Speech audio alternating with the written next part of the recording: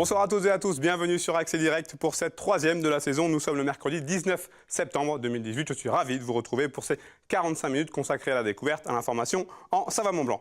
Au programme des réjouissances ce soir, je recevrai Charles Vinit, le directeur général de l'OPAC de Savoie. Il viendra s'asseoir sur notre canapé pour évoquer la pastorale. Un peu de culture avec José Villot et Karine Bell qui nous présenteront le festival Cinéarchie et un nouveau site internet. Et on finira avec une nouvelle rubrique consacrée à nos amis les bêtes. Vous découvrirez Indy, une jeune bulldog américain à adopter. Mais avant, le titre du JT avec toi, Fenêtre. Salut Seb. Salut. Alors ce soir, événement exceptionnel, un président de la République en Savoie. Oui, à Chambéry précisément, à la librairie Garin. C'est une sorte de cadeau d'anniversaire pour la librairie Garin qui fête ses 70 ans. Donc tu le vois, François Hollande est venu dédicacer son livre. Un énorme succès en librairie, plus de 110 000 exemplaires. Il y a eu 13 réimpressions. Donc c'est Victoria Lopez qui s'est rendue sur place. Et puis une initiative très intéressante avec des voitures qui vont pouvoir mesurer le taux de particules fines. Voilà, donc c'est une première mondiale à l'échelle d'un département. En fait, c'est une entreprise qui a développé une technologie, un capteur tout simplement, qui va être installé sur 70 véhicules d'Enedis, donc qui s'occupent du réseau électrique. Et donc, en sillonnant toute la Haute-Savoie, ils vont donner en temps réel le taux de particules très fines, PM2,5. C'est noté. À tout à Voilà. l'heure. À tout à l'heure. On passe à mon premier invité. Je reçois Charles Vinit dans la rubrique Dans l'actu. Alors Charles Vinit, bonsoir. Bonjour. Alors vous êtes le directeur général de l'OPAC de Savoie.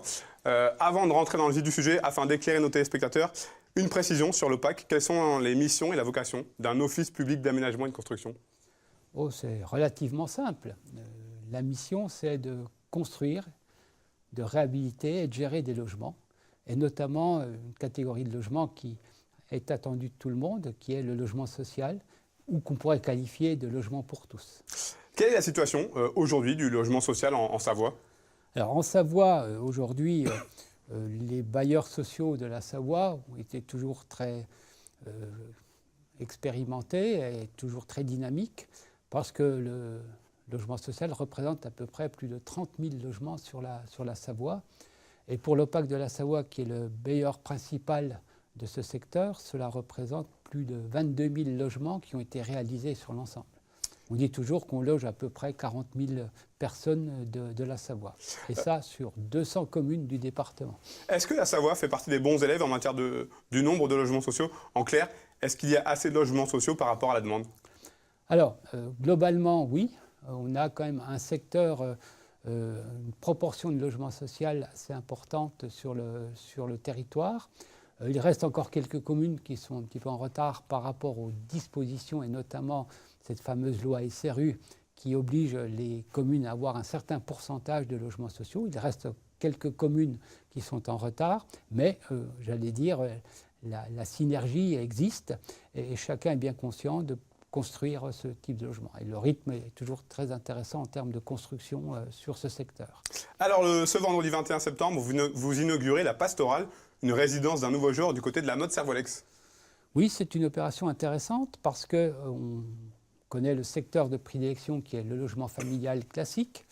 On connaît également d'autres structures de l'habitat spécifique, et notamment la Savoie avec son secteur touristique qui a besoin de logements pour travailleurs saisonniers. Et là, on fait face aujourd'hui à un phénomène qui est intéressant puisque c'est le vieillissement de la population. Donc tant mieux, on vieillit, c'est quelque chose d'intéressant. Sauf qu'aujourd'hui, il faut des structures plutôt adaptées. Et donc la pastorale est un exemple intéressant dans la mesure où il a consisté à transformer un ancien logement foyer pour personnes âgées, la collectivité, la mode Servolex ayant souhaité faire un autre projet plus adapté aux conditions d'exploitation de ce type de structure. Et donc il a fallu à un moment donné trouver une sortie sur cet immeuble. Et donc qu'est-ce qu'on a fait? On a fait des logements classiques, petits logements, 52 logements sur ce secteur-là, plutôt fléchés personnes âgées, et puis des expérimentations, sur de l'habitat intergénérationnel, c'est-à-dire avec un système de binôme.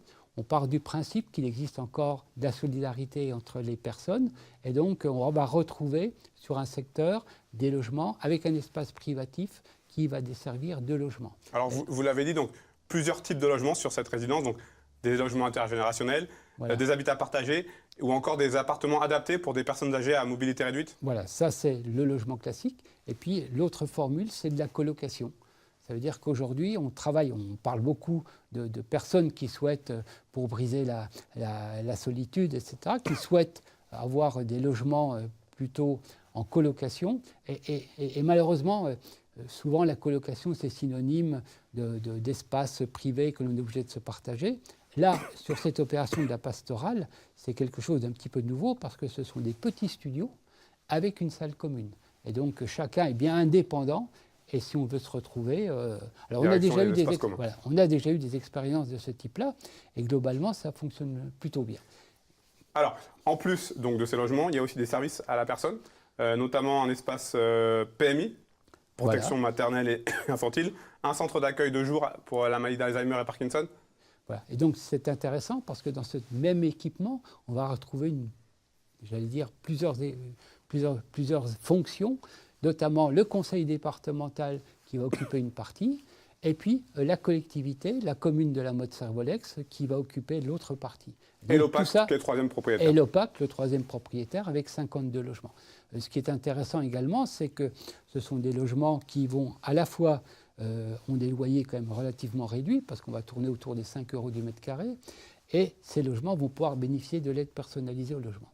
Et enfin, le dernier élément, c'est quand même cette solidarité au sein de l'équipement, où par expérience, on voit qu'il y a une entraide qui se fait quand une personne âgée a des difficultés, les autres l'aident, etc.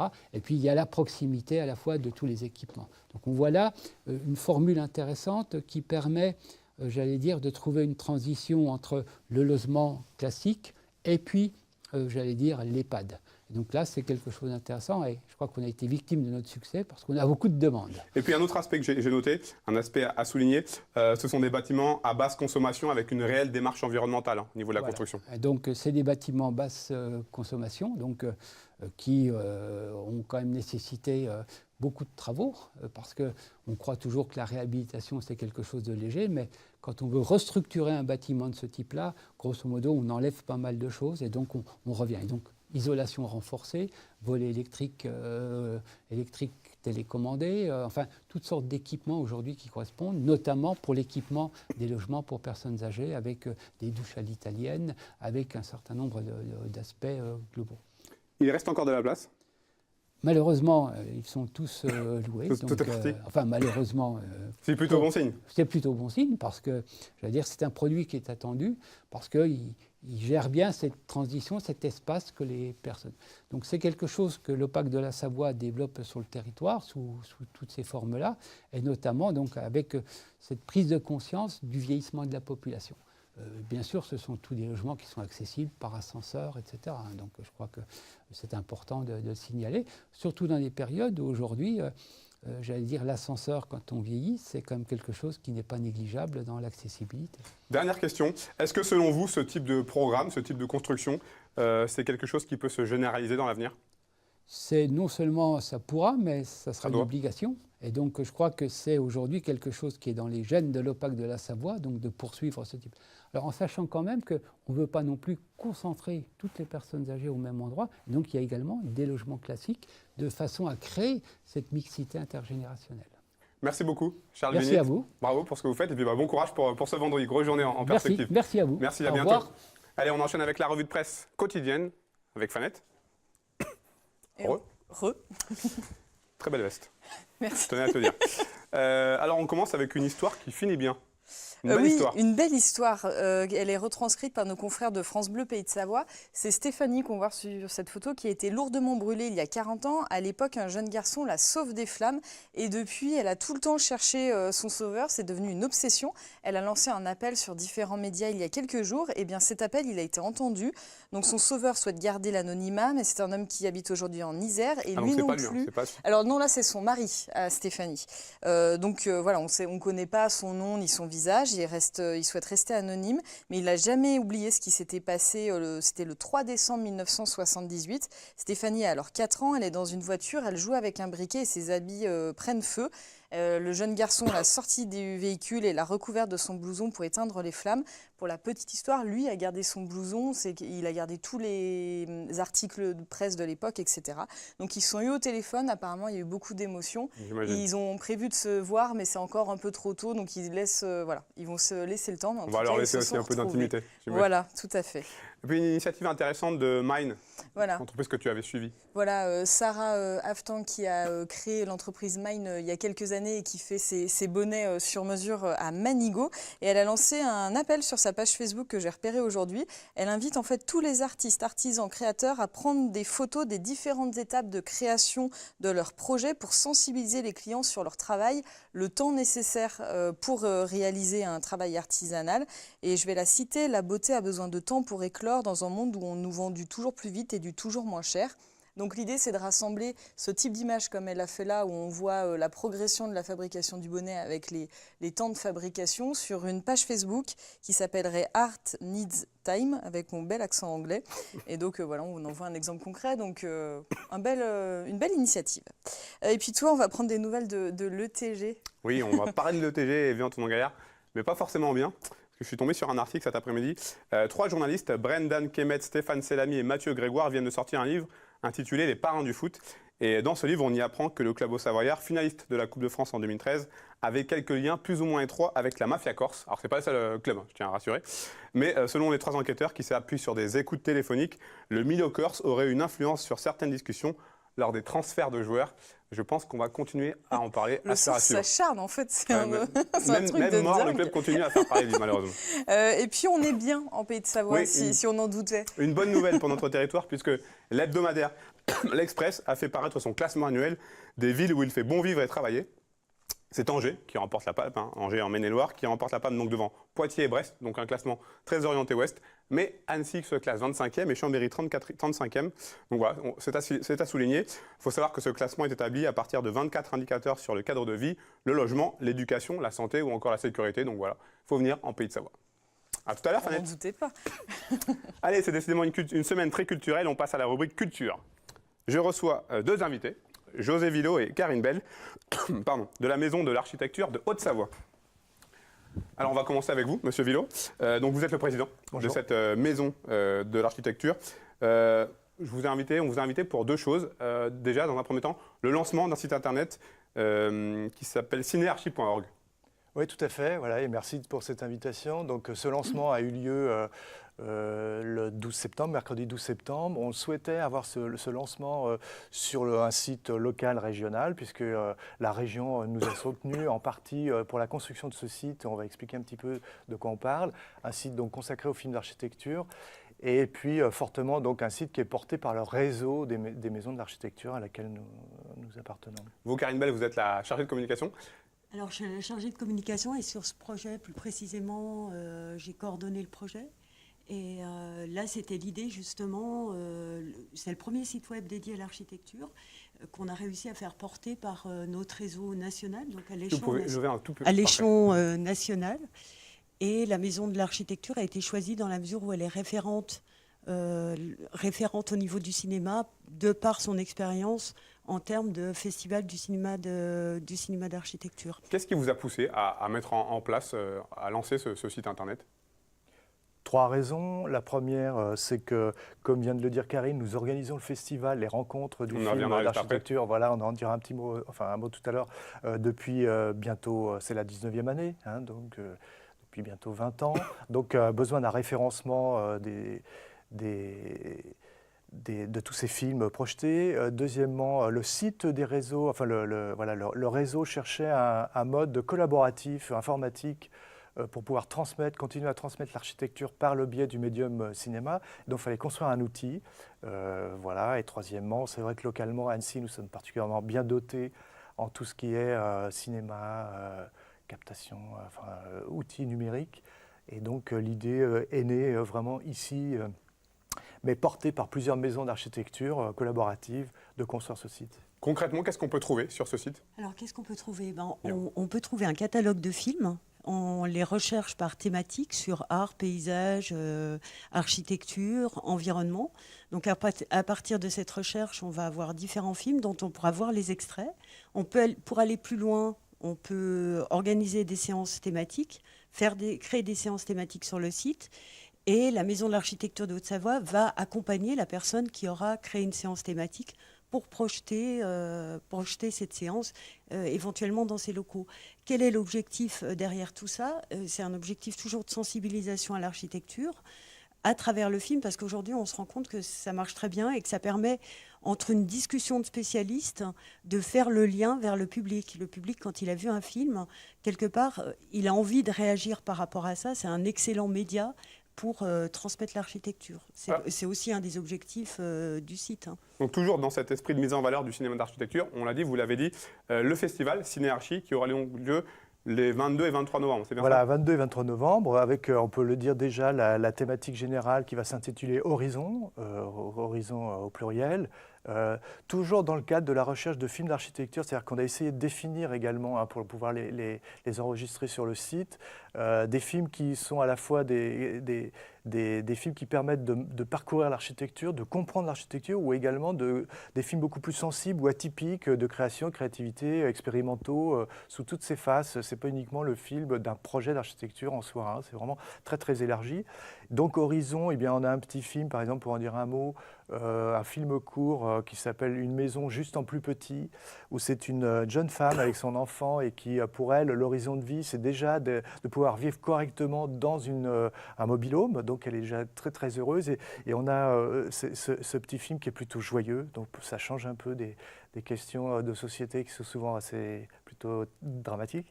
Donc là on a quelque chose de joyeux, un horizon joyeux porté par un petit espace. Et puis à l'inverse, on a un grand projet, par exemple le Louvre d'Abu Dhabi, où là c'est vraiment l'architecture dans sa splendeur, comment on peut réinterpréter à la fois la lumière, la culture même orientale à travers un projet muséal qui est particulièrement fabuleux, un genre nouvel, le Louvre d'Abu Dhabi. Voilà, on a croisé ces deux, entre autres, c'est pour donner deux pistes, mais il y en a plusieurs. Le travail de sélection des films, ça va être un véritable travail d'apothicaire? Ça ne va pas être simple? Ça, c'est pas moi qui en suis chargée, c'est la commission cinéma au sein de la Maison de l'Architecture qui fait ce travail de sélection. Vous voyez quoi, une centaine de films à peu près par an, à peu près. Et l'objectif, c'est justement d'avoir des films, comme disait José, des petits films marrants. Il y a des choses très courtes. On peut avoir aussi un peu de cinéma d'animation. Là, il y a un film en 3D. On a un film en 3D, absolument, ouais, qu'on voit là, qui défile sur l'écran. Alors, on ne le fait pas défiler, mais c'est un film, c'est vraiment une pure construction informatique. Il est intéressant parce qu'il y a de l'imaginaire sur ce que peut être un monde futur un petit peu très particulier. Et en même temps, on voit qu'il y a des questions qui se posent qui pourront être reprises ultérieurement par des architectes, vraiment travailler concrètement. Ici, à Annecy, on est dans le lieu idoine pour ce genre de manifestation. Oui, complètement. On est très heureux d'être à Annecy parce que je pense qu'on est vraiment imprégné du cinéma, de l'image, du numérique. Il y a une énergie qui se dégage ici que, enfin, je veux dire, on peut peut-être le trouver ailleurs, mais en tout cas, ici, on le trouve vraiment. Les infos pratiques pour terminer, donc on rappelle les dates du festival, 22 et 23 novembre. 22 et 23 novembre. Pour les places, comment est-ce que ça se passe ? Alors vous venez, l'année dernière, exceptionnellement, on a dû refuser des places, donc venez, ça veut dire, voilà, venez un petit peu en avance, ou en tout cas prenez place. Où est-ce que ça se passe, on n'a pas précisé ? Alors oui, avec notre partenaire fidèle, la MJC, donc Mikado, maintenant Novell, et hors les murs, dans plusieurs communes de Haute-Savoie, un best-of. Hors les murs, on va citer Saint-Julien, Annemasse, Thonon, Thonon. Peut-être Frangy, Antilles, peut-être Humilly dans le nouveau cinéma et certainement Toranglière. Merci beaucoup. Merci à vous. Bonne continuation pour ce festival notamment. Merci beaucoup. Au revoir. On termine cette émission avec une nouvelle rubrique, la rubrique préférée de Camille Copin, la coordinatrice de l'émission, Nos Amis les Bêtes. Je vous en prie. Monique Declou et Nanou qui sont accompagnés de Indy. Bonjour. Bonjour, bonsoir. Alors, nouvelle rubrique, on a décidé une fois par mois de donner la parole aux acteurs de la SPA, Savoie et Haute-Savoie. On va commencer avec vous, la Haute-Savoie. Monique Declou, avant toute chose, est-ce que vous pouvez nous éclairer un petit peu sur la SPA de Haute-Savoie ? Alors nous sommes la SPA de Marlios. De Marlios, près d'Annecy. Voilà. Et puis, notre refuge est là-bas. Nous avons à peu près une quarantaine de chiens actuellement et une trentaine de chats. En début d'été, on était archi complet. Ouais, encore beaucoup d'abandon cet été. Certainement, voilà. Et puis maintenant, ça va mieux. Il y a eu beaucoup de belles adoptions et Il reste Indy qui est à adopter avec d'autres, bien sûr. Alors comment ça se passe concrètement pour les personnes qui nous regardent, qui sont intéressées pour une adoption, qui veulent venir au refuge? Comment ça se passe? Eh bien sûr, il faut venir au refuge, visiter le refuge, regarder l'animal, déjà trouver l'animal qui nous plaît, et puis après discuter avec les agents animaliers, parce qu'on ne place pas n'importe quel chien à n'importe qui. Il faut que le chien corresponde à la personne. Et après, si on voit que ça peut correspondre, la personne sort le chien, va faire une promenade avec, voir si... Une question de feeling? Voilà, si le feeling Dans les passe deux sens, bien. j'imagine. Exactement, voilà. Mais vous savez, il y a beaucoup de gens qui nous disent, qui rentrent au refuge dans une idée d'un chien et qui repartent avec l'opposé de ce qu'ils avaient voulu prendre au départ. Alors, pour parler chien, quel type de chien on peut retrouver chez vous? Du chihuahua au gros comme ça, toutes les races, toutes les races. Alors, Indy, donc 5 ans, si je ne dis pas de bêtises, 5 née en ans. 2013. Elle vient d'où, cette demoiselle? Alors, c'est une triste histoire. Hein. Sa maîtresse a dû s'en séparer en larmes pour une histoire de santé dans la famille. Voilà, je ne donnerai pas trop de détails, mais ça a été vraiment un sacrifice. Alors, quelles sont les qualités pour ce joli chien? On n'a pas précisé, donc un bulldog américain. C'est un bulldog américain. C'est quoi les qualités d'un bulldog américain? Vous savez, c'est comme beaucoup de chiens, ils ont chacun un peu leur caractère. Bon, elle est très, très sportive, donc il faudra des maîtres qui aiment bien se balader, qui aiment bien la montagne. Et elle est très calme, très gentille, ok enfant, ok autre chien. Par contre, pas trop les chats. Hein. Pas trop avec les minous, non, voilà. C'est son seul défaut. Quand on voit un chien comme celui-ci, quand est-ce qu'elle est arrivée au refuge? Il n'y a pas très longtemps, la semaine dernière. Voilà. J'imagine qu'il y a beaucoup d'affect.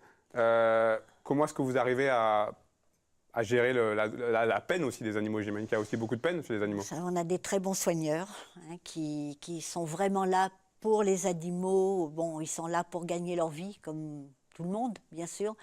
Mais ils aiment leurs animaux. Et je peux vous assurer qu'ils font tout pour essayer que la bête soit le mieux possible dans son élément. Bon, les chiens sont tous sortis en promenade par les bénévoles tous les jours. Ils vont faire une grande balade. Et on fait tout ce qu'on peut pour que le chien se sente bien.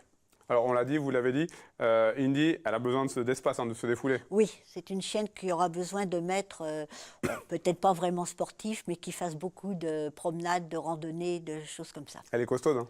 Elle est costaud. C'est quoi de ce que vous savez depuis que vous l'avez récupérée, comment est-ce que vous la qualifieriez? Très calme, très gentille. Ah, elle a l'air posée là, sur le tapis. Calme. Voilà, c'est une chienne très calme. Bon, bien sûr, elle a la force de ses 40 kilos, donc quand elle se promène, il faut savoir la diriger, mais elle est très bien éduquée et c'est vraiment une chienne de compagnie sans problème. Alors cet été, vous me disiez, un été compliqué, beaucoup d'abandons. Le début d'été a été très compliqué. C'est une tendance qui est en constante augmentation, les abandons? Ça dépend des années, mais alors cette année, on a vraiment eu un chenil complet. Ils sont 2 par chenil, mais ça, c'est voulu. C'est pour sociabiliser les chiens. Nos soigneurs font ce qu'il faut, comme ils disent, on fait des mariages pour que les 2 chiens s'entendent bien et qu'ils ne soient pas tout seuls dans leur box. Et ça, pour les chiens, c'est très, très bien. Quand une personne vient abandonner oui, c'est le terme, vous donnez un chien au refuge, il y a un travail de votre part, psychologie, c'est de comprendre pourquoi, pour le coup, la propriétaire d'Indy, c'était pour des raisons médicales. Mon Dieu, là on savait très bien, oui. Bon, vous savez, il y a beaucoup de gens par contre qui ne nous disent pas la vérité. Hein. C'est parce qu'ils en ont tout simplement assez. Ils partent en vacances, ou alors ils changent d'appartement, ou ils divorcent. Mais vous savez, quand on aime un chien, sauf pour un cas comme ça, on trouve toutes les solutions pour garder son chien. Alors Nanou, vous êtes la soigneuse, une des soigneuses du refuge. Non, moi je suis une bénévole. Bénévole. Vous, les chiens, quelle relation vous avez? Qu'est-ce qui vous a poussé à intégrer la SPA? J'aime beaucoup Par les contre, il animaux. faudrait prendre le micro. Je vous entends pas. J'aime beaucoup les animaux. Et puis de les promener, c'est bien. Faire des grandes balades, les caresser, ça permet de mieux les comprendre, d'être bien avec eux. C'est quelque chose qui On est arrive à bien. pas trop s'attacher Euh, quand on est bénévole comme vous. On si. s'en occupe et on arrive à pas trop s'attacher justement le jour où ils vont partir. Si, on s'attache, mais On sait que n'importe comment, on ne peut pas les prendre tous chez soi. Donc, au bout de quelques années, on est plus serein. On sait que, voilà, et quand ils partent, on est content. Si ça se passe bien, on est content. Mais pour nous, on peut pas tous les prendre, donc il faut bien faire la part des choses, quoi. On est déjà content de les promener. Est-ce qu'il y a des chiens ou des chats, malheureusement, qui ne trouvent pas preneur? C'est rare. On a des chiens chez nous, dont un qui est là qui a 5 ans et qui a déjà 4 ans de chenil. Pourquoi? On ne sait pas. Mais il y a des chiens, ils arrivent, ils partent la semaine d'après. Il y a des chiens qui restent des mois, des semaines, des années quelquefois. Mais je peux vous assurer qu'on les garde jusqu'au bout. On ne fait aucune euthanasie. Ça ne doit pas être facile aussi pour eux. Quand on prend l'exemple de ce chien qui est là depuis 4 ans. Bah, il est chez lui, finalement. Ouais, au final, il est chez lui. Il est chez lui. Il est soigné, il mange, il voit ses soigneurs, il va se promener. Pour lui, il est chez lui. Vous savez, c'est ce qu'on dit, il y a des chiens malheureusement, certains chiens de chasse qui passent leur vie dans un box, qui ne sortent que pendant la chasse, alors que les nôtres, ils sont quand même sortis tous les jours, ils vont se promener, ils ont des gens qui viennent leur parler, et il est chez lui, le chien, il est chez lui. Merci beaucoup, Benham. On rappelle donc Refuge SPA à Marlioz. Il y a un site internet aussi pour voir, voir les animaux qui sont On a Facebook, on a un site internet. Et puis je me permets de dire que le 7 octobre, on a une porte ouverte, c'est un dimanche. Voilà, le message est passé. Voilà. Merci beaucoup. Merci à vous. Merci à vous. Vous pouvez regagner la régie. On approche de la fin de cette première partie, mais Fanette est de retour pour le rappel des titres. C'est là que je dois me lever. C'est là que tu dois te lever. Alors Fanette, on va parler de la présence d'un haut personnage de l'État, ancien président de la République, François Hollande. Voilà, pas mal de monde devant la librairie Garin aujourd'hui à Chambéry. François Hollande fait une tournée pour dédicacer son livre. C'était la 69e étape aujourd'hui à Chambéry. Donc on a été y faire un tour. C'est Victoria Lopez qui nous proposera son reportage. Et puis des véhicules qui pourront bientôt capter en temps réel les émissions de particules fines. Voilà, c'est en fait un capteur qui sera installé sur 70 véhicules d'Enedis, donc l'opérateur du réseau électrique. Donc les voitures circulent beaucoup sur tout le département et ces capteurs vont permettre d'envoyer en temps réel le taux de particules très fines. Merci Fanette, à tout de suite. À tout de suite. On se retrouve dans quelques minutes après cette petite page de pub pour la seconde partie de l'émission avec notamment le journal de Fanette. À tout de suite.